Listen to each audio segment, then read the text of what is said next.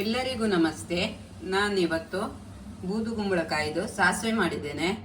ಹೇಗೆ ಮಾಡೋದೆಂದು ತೋರಿಸಿಕೊಡ್ತೇನೆ, ಬನ್ನಿ. ಇಷ್ಟು ದೊಡ್ಡ ಗುಂಬಳಕಾಯಿ ತಗೊಂಡಿದ್ದೇನೆ. ಇದರ ಸಿಪ್ಪೆ ತೆಗೆದು ಕಟ್ ಮಾಡಿ ತೊಳೆದಿಡಬೇಕು. ಈ ಥರ ಕಟ್ ಮಾಡಿ ಇಟ್ಕೊಂಡಿದ್ದೆ. ಇದರ ಸಿಪ್ಪೆನೆಲ್ಲ ತೆಗೆದಿದ್ದೆ. ಅದನ್ನು ಚಟ್ನಿ ಸಹ ಮಾಡ್ಬೋದು, ತುಂಬ ಒಳ್ಳೆಯದಾಗ್ತದೆ. ನಾನು ಚಟ್ನಿ ಮಾಡ್ತೇನೆ, ನೀವು ಸಹ ಮಾಡಿ. ಈಗ ಬೇಯಿಸುವ.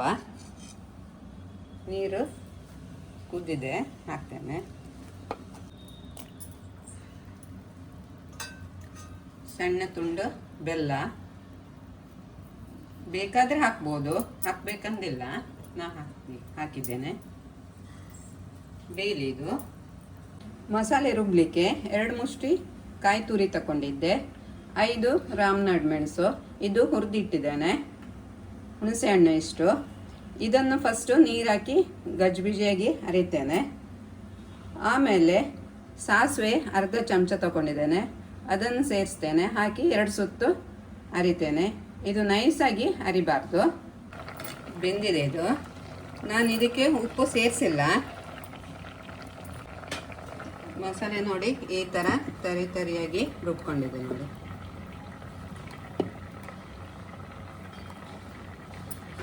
ಇದಕ್ಕೆ ಸ್ವಲ್ಪ 1 ಚಮಚ ಹಾಗೆ ಅಕ್ಕಿಯನ್ನು ಹುರಿದು ರುಬ್ಲಿಕ್ಕೆ ಹಾಕೋಬೋದು.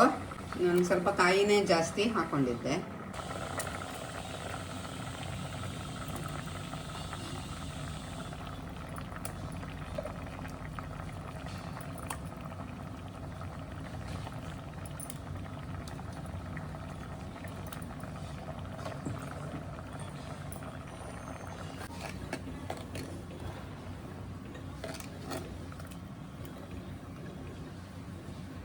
ಇಷ್ಟು ದಪ್ಪ ಆದರೂ ಸಾಕು.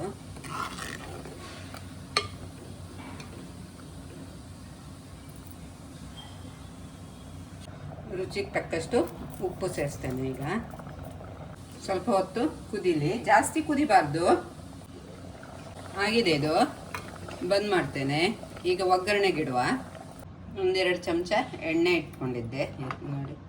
ಸಾಸಿವೆ, 4-5 ಕಾಳು ಉದ್ದಿನಬೇಳೆ ಮಿಕ್ಸ್ ಆಗಿರೋದು ಸಾಸಿವೆಗೆ ಬಿದ್ದಿದೆ ಅಷ್ಟೇ. ಬರೀ ಸಾಸಿವೆ ಸೊಪ್ಪು, ಕರಿಬೇವಿನ ಸೊಪ್ಪು, ಹಿಂಗೆಲ್ಲ ಬೇಡ.